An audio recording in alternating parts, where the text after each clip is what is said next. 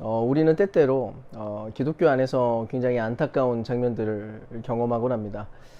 기독교에서 한 획을 긋고 뛰어난 성취를 보였던 그런 사람들이 몰락하게 되는 그런 장면들, 타락의 길로 걸어가는 모습들을 우리가 자주 보곤 하니까요. 금품 횡령을 했다든지, 또 성폭행을 저지르고, 또 우상화를 시도하거나 제왕적으로 군림하는 그런 장면들을 목격할 때 우리는 굉장히 마음이 아픕니다. 근데 이런 현상들이 목회자들 안에서만 일어나는가? 한 인생의 타락, 한 인생의 몰락이 목회자 안에서만 일어나는 것은 분명 아닐 겁니다. 전반적인 충격은 조금 덜하겠지만 그래도 성도들 사이에서 굉장히 쉽게 발견되는 현상이기도 합니다. 분명 열정적으로 봉사하고 교회도 잘 출석을 하고 신앙생활하는 데 있어서도 열심히 이렇게 수행하고 있었던 그런 사람들이 어느 순간 갑자기 보이지 않게 되는 그런 경우가 얼마나 많이 있나요? 그러면 대체 왜 이런 일이 벌어지는 걸까요? 또 어떻게 이런 넘어짐을 막아낼 수 있을까요? 오늘 우리가 보는 기드온의 말년의 모습 역시도 굉장히 씁쓸함을 안겨줍니다. 기드온은 겁쟁이였고 또 굉장히 불안한 마음을 많이 가지고 있는 그런 사람이었지만 그 인생이 마침내 믿음의 길로 나아가게 됐고 결국 이스라엘을 구원하는 자리에 드디어 서게 되었죠. 얼마나 놀라운 일인가요? 이 놀라운 은혜의 역사가 이루어진 뒤에 이제 사람들은 그 일을 수행했었던 기드온에게 모든 관심과 주목을 주었습니다. 기드온이 자신들을 다스리는 왕이 되기를 원했었던 것이죠. 다른 모든 이웃 나라들에게 왕이 있는 것처럼 역시 이스라엘에게도 그렇게 왕이 있기를 소망했습니다. 근데 그때 기드온이 했던 대답을 들어보면 굉장히 멋있습니다. 언뜻 들으면 신앙의 경지에 올라 있는 것이 아닌가 하는 그런 생각이 드는데요. 8장 23절에 그러나 기드온은 그들에게 말하였다. 나는 여러분을 다스리지 않을 것입니다. 나의 아들도 여러분을 다스리지 않을 것입니다. 오직 주님께서 여러분을 다스리실 것입니다. 지금 어떤 얘기를 하는 건가요? 제가 한 일이 아닙니다. 여러분 저를 주목하지 마세요. 이 모든 것은 오직 하나님이 하신 일일 뿐입니다. 저는 절대로 왕이 되지 않을 것이고 오직 하나님만이 우리 이스라엘의 왕이 되실 겁니다. 하나님 역시도 기뻐하실 만한 너무나 멋진 고백이 분명하죠. 근데 바로 조금 있다가 우리가 고개를 갸웃할 수밖에 없는 그런 상황이 나오는데 그가 이어서 한 행동이 참 이해가 되지 않습니다. 즉시 무엇을 합니까? 사람들한테 금을 바치라고 얘기를 해요. 그래서 금을 사람들이 이제 내놓습니다. 자연스럽게 금을 내놓았더니 그 모은 금이 1700세겔, 지금으로 환산하면 약 20kg 정도 되는 그 정도 금이 이제 나왔어요. 그 금을 가지고 그가 에봇을 만듭니다. 그리고 그 에봇이라고 하는 게 올무가 되어서 이스라엘로 하여금 우상 숭배에 빠지도록 만들었다는 것인데요. 대체 이게 대체 무슨 일인지에 대해서 한번 살펴볼 필요가 있습니다. 우리가 질문을 좀 던져봐야겠죠. 기드온이 했던 말은 과연 진심이었을까? 일단 그는 대체 왜 에봇을 대체 왜 만든 걸까? 사실 에봇은 제사장들이 입는 그 의복, 그 상의였습니다. 제사장들이 입는 그 에봇 안에는 이제 우림과 둠밈이라고 하는 것이 있어서 하나님의 뜻을 묻고 그 우림과 둠밈을 뽑아가지고 하나님의 대답을 들을 수 있는 그런 도구가 들어있었어요. 근데 아무튼 이런 그 에봇을 기드온이 금으로 만든 겁니다. 입으려고 만들었겠습니까? 당연히 아니겠죠.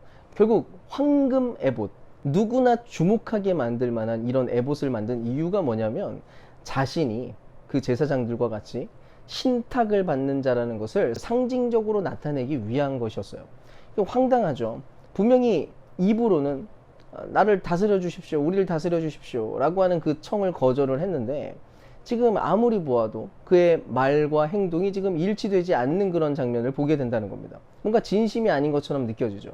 결국 그의 아름다운 고백과 선언은 신앙적 행동으로 발견되기보다는 단지 정치적 행동이 아니었을까 하는 생각이 들게 만듭니다. 겸손했는가? 아니라는 거죠. 그는 오히려 사람들의 눈치를 보고 있었던 것 뿐이고 정치적인 행동을 했었던 것입니다. 어떻게 하면 사람들에게 더 잘 보일 수 있을까? 어떻게 해야 더 추앙을 받을 수 있을까? 그런 계산이 섰던 것이죠. 그리고 그 계산의 결과가 곧 에봇이었던 것입니다. 그가 원한 것은 실상 권력이었고 정치력이었기 때문이죠. 실제로 그 이후에 기드온에 남아있는 그 생애들을 한번 살펴보세요. 이거는 누가 봐도 왕이 하는, 왕이 살아가는 그런 삶의 방식이고 왕의 생애입니다. 30절을 보면 기드온이 아내가 많아가지고 친아들이 몇 명이었냐면 무려 70명이나 됐다고 얘기해요. 그가 얼마나 부유했을지, 그리고 또 얼마나 유력하게 지냈을지를 보여주는 그런 모습입니다. 이 정도로 자녀를 낳으려면 아내가 얼마나 많았겠어요. 그 정도로 아내를 거느린다는 것은 왕이나 하는 일이었습니다. 더 재밌는 것은 그의 유명한 아들의 이름이 뭐냐면 아비멜렉이에요. 아비멜렉. 뜻이 뭐냐? 내 아버지는 왕이다. 자기가 지었든 뭐 누가 지었든지 간에 어쨌든 의미는 명확하죠. 그의 입술은 겸손했는데 실제 삶은 왕처럼 호화스러웠다는 것입니다. 그의 행동은 마치 왕처럼 군림하는 그런 모양이었다는 거예요. 무엇보다도 이스라엘이 결국 우상 숭배에 빠지게 만드는 일에 원인자가 되고 말았습니다. 즉 단지 말과 고백만으로 혹은 은사와 능력만으로 모든 것을, 모든 신앙을, 모든 상황을 다 판단해낼 수는 없다는 거예요. 어쩌면 여러분 우리는 신앙의 경지를 이해하는 방식, 영성이라고 하는 것을 이해하는 방식을 전혀 다르게 이해를 해야 되는지도 모릅니다. 신실하다, 영성이 있다, 이런 얘기할 때 뭐 보고 그런 얘기 하시나요? 교회 열심히 다니고 예배를 빠짐없이 드리고 기도를 또 화려한 언변으로 구사할 줄 알고 말이 화려하고 그래서 멋진 신앙의 고백들을 할 수 있을 때 그때 혹합니다. 와, 신앙 좋구나. 또 목회자 볼 때도 마찬가지죠. 유명한 TV에 나오는 그런 목회자들 혹은 사역의 결과가 탁월하게 나타나서 뭔가 큰 것을 이루어내는 그런 목회자들, 성도 숫자는 점점 많아지고 아니면 은사가 막 뛰어나가지고 병든 사람들이 낫게 되는 뭐 그런 역사들이 일어나기도 하고 뭐 여러 가지 성취들이 발견될 때, 그럴 때 와, 능력 있는 목사, 영성 있는 목사, 좋은 목사, 이렇게 얘기합니다. 근데 그런 내용들 자체가, 그런 내용만으로는 그것이 우리를 속일 수가 있고 스스로 속는 그런 일일지도 모른다는 거예요. 또 예를 한번 들어볼까요? 그동안 교회들은 많은 슬로건들을 고백해 왔습니다. 십자가로 돌아가자, 날마다 복음 앞에 서자, 십자가가 곧 영광의 길이다, 하나님 홀로 영광 받으소서. 만약 이런 고백들이 전부 사실이라면 교회는 마땅히 그리스도께서 선포하신 그 하나님 나라를 추구해야만 합니다. 십자가의 길, 하나님의 법도, 그 나라가 제시하고 있는 그런 가치들에 순종하고 순복하고 복종해야죠. 비록 세상은 바알과 아세라로 대변되는 그 우상, 곧 풍요와 번영이라고 하는 그 가치에 주목하겠지만 교회만큼은, 그리스도인들만큼은 전혀 다른 가치관을 가지고 사랑과 정의와 평화와 공존의 길을 모색하고 그 방향을 향해서 다른 박질하는 그런 모습이 옳다는 것입니다. 하지만 실제 현실은 어떻습니까? 십자가의 길과 낮아짐이라고 하는 것은 한낱 슬로건에 불과한 것처럼 여겨집니다. 한국교회 생태계를 들여다보면 큰 교회를 위한, 큰 교회를 향한, 큰 교회에 의한, 큰 교회를 중심으로 거대한 생태계를 지금 형성하고 있습니다. 신학교에서는 어떻게 하면 큰 교회를 이루어서 목회를 할 수 있을지에 대한 그런 기술들을 가르치고, 출판사들은 큰 교회 목사들의 설교들과 그들이 지향하는 가치와 프로그램을 담아서 책을 펴냅니다. 또 교단 총회나 노회는 전부 큰 교회 목사와 장로들이 임원을 맡아서 좌지우지하고, 온갖 연합 기구들도 큰 교회 목사를 중심으로 움직이면서 결국 큰 교회의 이익을 대변하게 되는 거예요. 왜 이런 식으로 돌아가는지 아십니까? 단순합니다. 돈 때문입니다. 큰 교회가 돈을 더 많이 낼 수 있기 때문이죠. 결국 돈 자체가 권력이 되고, 돈이 인재를 모으고, 돈이 기구를 만들고, 돈이 목회지가 돼버립니다. 결국 모두가 더 크고 더 호화롭고 더 영향력 있는 자리에 서기 위해서 그렇게 애를 쓸 뿐이라는 거예요. 근데 이렇게 되면 교회의 목적은 자연스럽게 하나님이 아니라 돈이 되어버리는 것 아닌가요? 깊이 한번 고민을 해봐야 됩니다. 입술의 고백과 실제 삶의 모양은 이렇게나 다릅니다. 대부분의 사람들이 어떻게든 영향력 있는 사람이 되고 싶어하고 더 힘 있는 사람이 되고 싶어합니다. 기드온의 마지막 모습과 다른 점이 대체 뭐가 있냐는 거예요. 근데 이런 현상을 극복하는 것 자체가 너무너무 어려운 일입니다. 한번 생각을 해보세요. 실제로 기드온이 에봇을 만들고 영향력을 갖고 싶었던 이유가 대체 뭐였을까요? 대체 왜 그런 짓을 했을까요? 8장에 등장하는 두 사건이 있는데 그 사건들을 살펴보면 대강 무언가 짐작이 되는 게 있습니다. 일단 8장 초반부를 보면 전쟁 막바지에 에브라임 사람들이 와가지고 기드온한테 시비를 걸어요. 에브라임 지파는 상당히 크고 영향력 있는 그런 지파였습니다. 실제로 그 북이스라엘을 대표하는 그런 이름이기도 했어요. 그래서 성경에 보면 에브라임아 에브라임아 이런 얘기를 하면 그것 자체가 이스라엘을 가리키는 그런 대명사가 되기도 했습니다. 그런데 므낫세 지파에서 지극히 작은 집안에 있었던 이 기드온이 대승을 거두니까 혹시라도 므낫세가 이 기드온이 자기들보다 영향력에 있어서 우위에 설까봐 그거에 겁이 났던 거예요. 그래서 와가지고 괜히 시비를 건 거죠. 결국 기드온이 에브라임한테 이제 꼬리를 내립니다. 아마 이 순간 기드온의 마음 안에 들었던 감정은 아마 굴욕적인 그런 기분이었을지도 몰라요. 또 바로 10절 이후에 보면은 기드온이 세바와 살문나를 쫓는 그런 과정에 있었던 사건이 나오는데 숲곳이라는 곳에 가가지고 빵을 달라고 합니다. 근데 이 사람들이 요청을 들어주지 않아요. 그야말로 기드온을 얕잡아 본 거죠.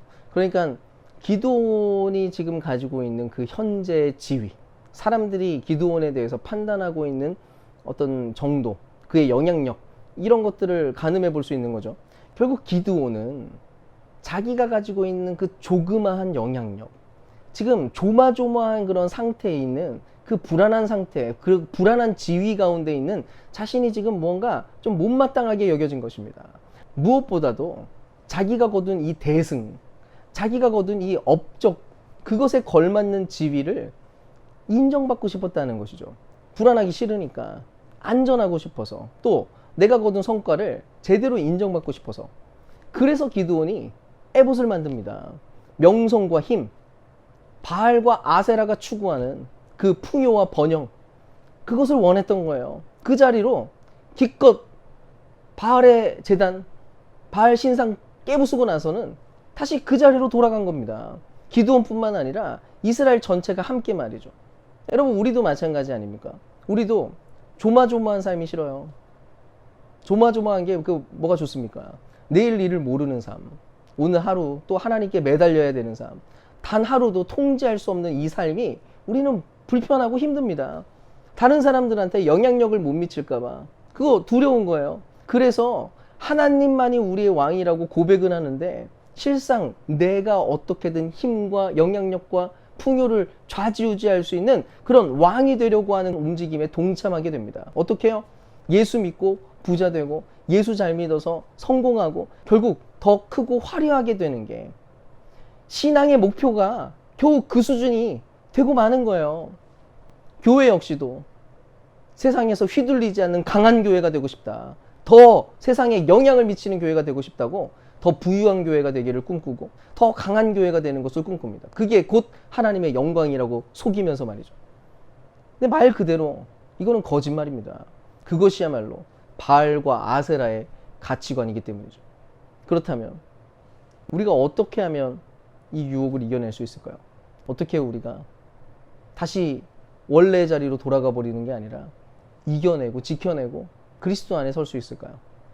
우리가 신앙생활하는 데 있어서 두 가지 주의사항을 좀 제시하려고 합니다. 첫 번째 주의사항은 절대로 하나님의 영광을 나의 것으로 나누려 하지 말라는 것입니다. 7장 18절을 보면 기드온의 작전 지시가 나옵니다. 나와 우리 부대가 함께 나팔을 불면 너희도 적진의 사방에서 나팔을 불면서 주님 만세, 기드온 만세 하고 외쳐라. 자, 뭐라고 외치라고요? 주님 만세, 기드온 만세. 20절에서는 기어이 여호와의 칼이여, 기드온의 칼이여 이렇게 외칩니다. 뭐 하고 있는 건가요? 하나님 홀로 받아야 되는 그 영광을 지금 나누어 가지려고 하는 거예요. 사실 하나님은 전쟁을 시작하기 전부터 계속 경고하고 계속 설명했습니다. 전쟁하면서 계속 경고했어요. 뭐라고요? 가뜩이나 적은 숫자를 하나님이 왜 줄였습니까? 왜 32,000명에서 10,000명으로 또 300명으로 왜 줄였냐고요? 이유가 무엇이었습니까? 혹시라도 자기 힘으로 자기의 능력으로 구원을 이루었다고 착각하지 못하게 하려고, 그런 소리 못하게 하려고, 오직 하나님만이 이 구원을 이루시는 분이다 라는 것을 알게 하기 위해서였습니다. 즉 하나님 홀로 영광을 받으시기 위해서 숫자를 줄이고 더 줄였던 거예요. 이스라엘의 승리는 오롯이 하나님으로부터만 나온다는 것을 마침내 깨닫게 하기 위함이었던 것입니다. 그런데 지금 기드온 자신이 하나님의 이 의도를 전부 다 박살내버리고 있는 거예요.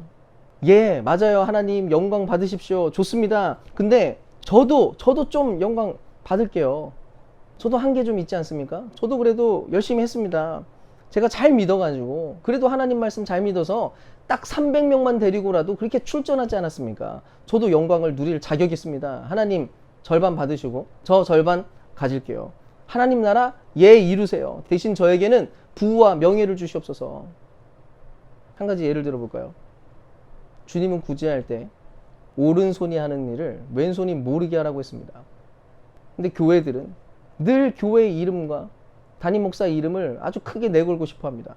어떻게든 신문사를 부르고 기자를 불러가지고 크게 광고하는 거 다 보여주는 거죠. 이유가 뭐예요? 그래야 영향력을 미칠 수 있다는 거예요.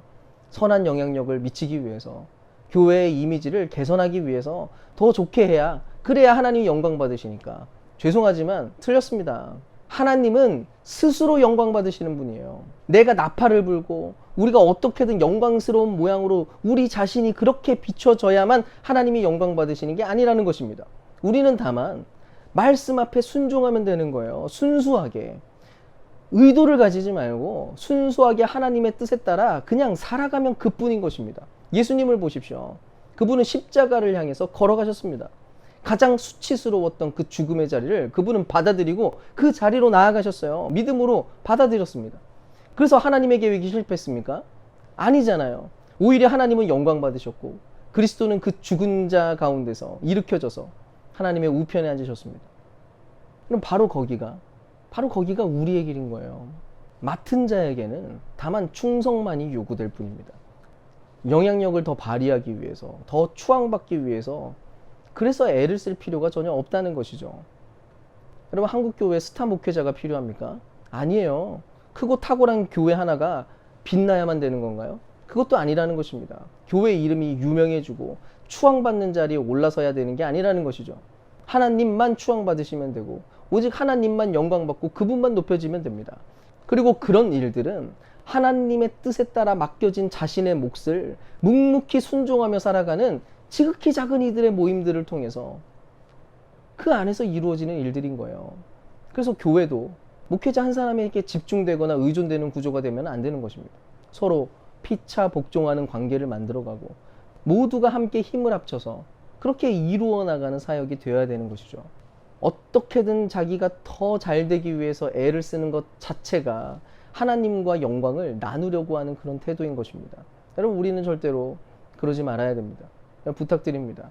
선한 일을 더 하고 더 충성하되 자기 유익을 조금 더 구하지 말고, 그래서 더 시끄럽고 화려하게 하는 게 아니라 일상의 아름다움을 우리의 생애 한가운데서 만들어갈 수 있기를 소망합니다. 이제 두 번째 주의사항은 사역의 성취를 이루는 일보다 성령의 열매에 집중하라는 것인데요. 지난주에도 우리가 살펴본 것처럼 기드온은 보이는 것에 반응하는 사람이었습니다. 그래서 표징이 필요했었던 사람이었죠.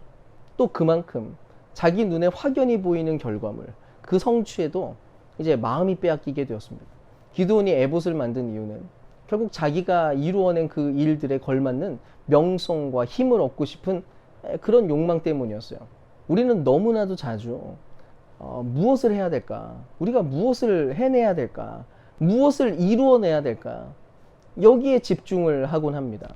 삶의 목표, 교회의 목표 역시도 언제나 doing, 해야 되는 일에 과하게 몰입을 한다는 것이죠.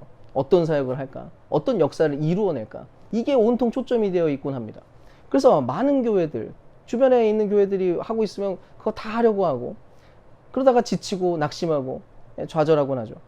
목사님들은 맨날 세미나 갔다 와가지고 그 세미나 적용시키려고 교회를 뒤흔들고, 또 반대로 무언가 사역의 결과와 성취가 너무너무 좋으면 그런 일들 때문에 또 교만해지고 그런 일들이 일어나는 것 아닌가요? 근데 우리가 관심을 가져야 되는 것은 전혀 다른 데 있다는 것입니다. 우리는 사역을 성취해내라고 부름받은 게 아니거든요. 오히려 사역은 하나님이 이루어내십니다. 하나님의 역사, 하나님의 일은 그분 소관이라고요.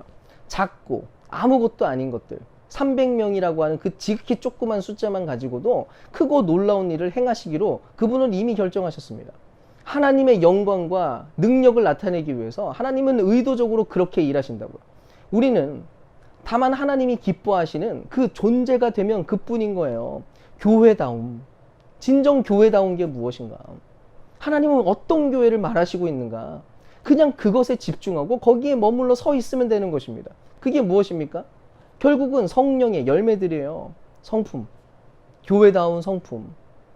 진정한 사랑이 발견되고 모일 때마다 이 안에 희락, 기쁨이 가득하고 다툼을 만들어내는 게 아니라 언제나 화평을 만들어내기 위해서 애를 쓰고 하나님 나라의 소망으로 견디고 용서와 자비를 실천하는 그런 모습.